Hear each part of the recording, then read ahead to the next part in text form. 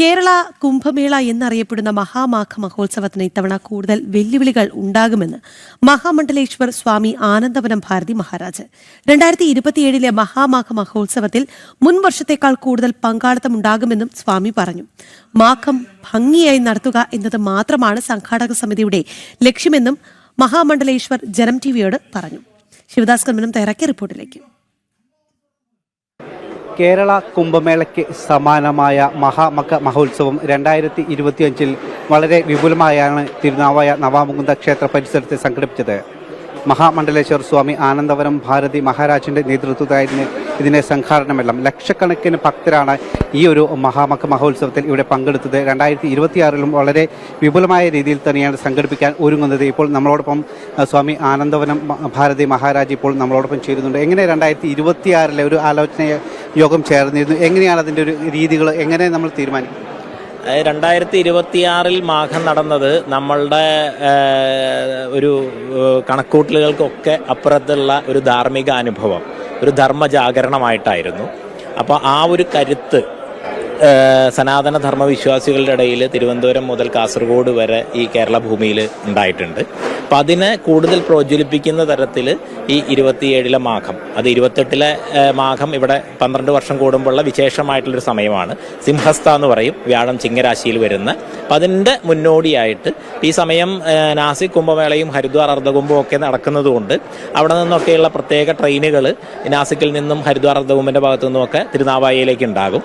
അപ്പോൾ അവിടെ വരുന്ന ആളുകളുടെ ഒരു പങ്കാളിത്തം കൂടി തവണ തിരുനാവായയിൽ ഉണ്ടാകും എന്നുള്ള ഒരു ദിവസം. തുടക്കത്തിൽ കുറേ വെല്ലുവിളികളൊക്കെ ഉണ്ടായിരുന്നു, ഭരണകൂടത്തിൻ്റെ ഭാഗത്തുനിന്നും ഉണ്ടായിരുന്നു, പിന്നെ പരിമിതികളൊക്കെ കുറേ ഉണ്ടായിരുന്നു. അപ്പോൾ ഇത്തവണ എങ്ങനെ ഇത്തരത്തിലുള്ള വെല്ലുവിളികളൊക്കെ ഉണ്ടാകുമെന്ന് കണക്കുകൂട്ടി തന്നെ അത് മറികടക്കാനുള്ള കാര്യങ്ങളൊക്കെ തീരുമാനം?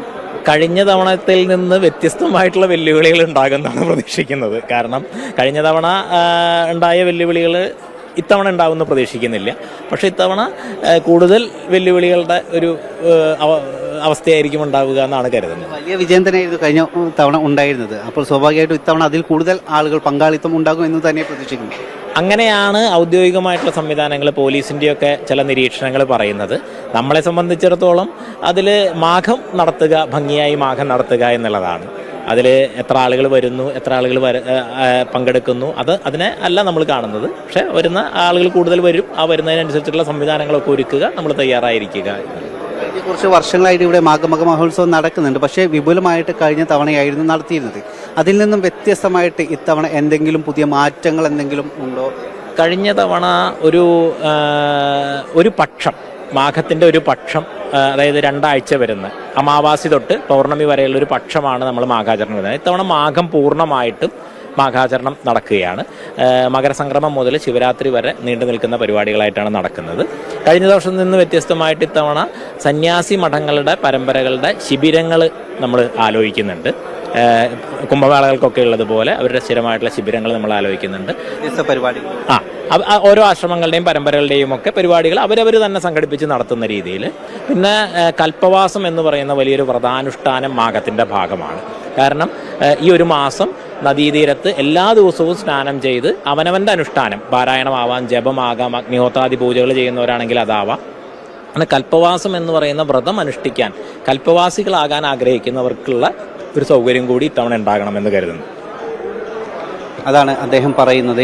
ഇത്തവണ കുറച്ചുകൂടി വിപുലമായി തന്നെയാണ് ഇവിടെ മഹാമഘ മഹോത്സവം ഇവിടെ സംഘടിപ്പിക്കുക. കാരണം അതിനുള്ള സംഘാടക സമിതി യോഗം അടുത്ത ദിവസം തന്നെ ചേരും. ഇപ്പോൾ ആലോചന യോഗം ചേർന്നിട്ടുണ്ട്. വളരെ കഴിഞ്ഞ തവണ ഉണ്ടായിരുന്നതിനേക്കാൾ കൂടുതൽ ഭക്തർ ഇത്തവണ എത്തും എന്നുള്ള പ്രതീക്ഷ തന്നെയാണ് ഉള്ളത്. തിരുനാവായിൽ നിന്നും ക്യാമറമാൻ പ്രശോഭ് കുറ്റിയിലിനൊപ്പം ശിവദാസ് കന്മനം, ജനം.